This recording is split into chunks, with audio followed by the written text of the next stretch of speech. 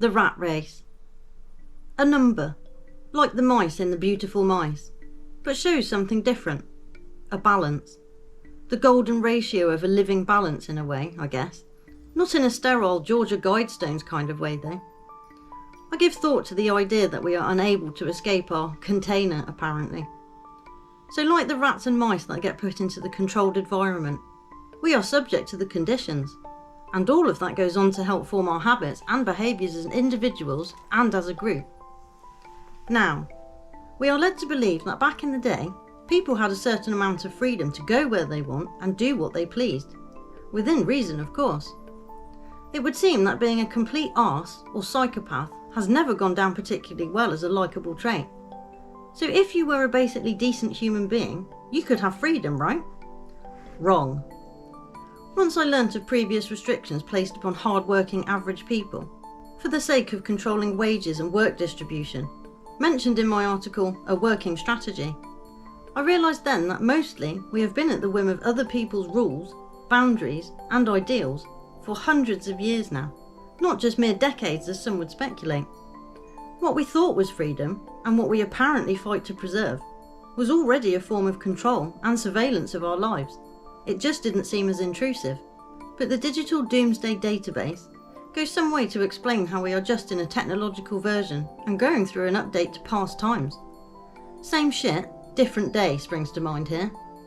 The census, taxes, records of birth and death, insurance companies listing your possessions and assets, banks having your financial fingerprint, governments now wanting your digital fingerprint for every breath and interaction of your life.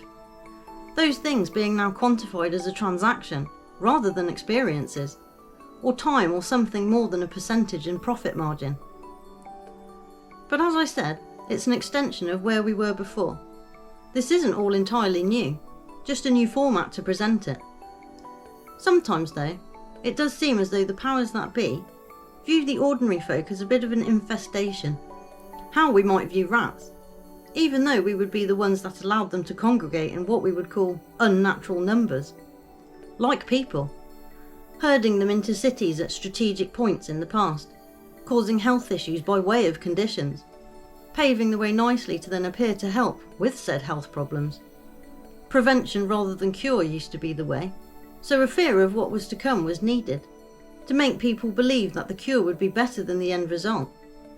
So we are led to believe that there needs to be an intervention to stop it all getting out of control. But what if that's what stops it ever stabilising?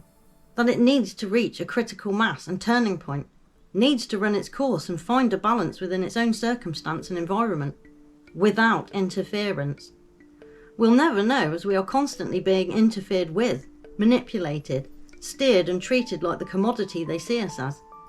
And we get tricked into believing we are, and seem to act accordingly. All of us.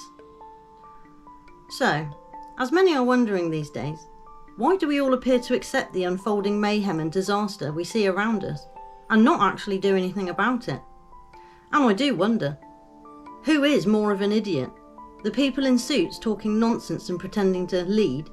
Or is it the people on the ground who still listen and look up to these people? Looking to them for guidance still? It's baffling. Because if the rats had realised it was other rats that were keeping them in a maze, and messing with them for fun and money, starving them just to see, and other ghastly things, would they go insane? Escape? Get revenge? Put up with it and just lose the will to live? Perhaps all of those, as we see around us. They appear to be going for a bigger net to catch everyone, and at the same time trying to create a smaller and more confined area for their projects, wanting to monitor, medicate and dictate your purpose like a parasite. And all of these systems and algorithms now appear to be an electronic version of one.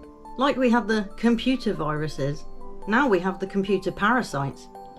Because if you aren't in the system, giving it your time and energy, thoughts and data, it can't work as intended or survive. People, however, can survive quite well without them.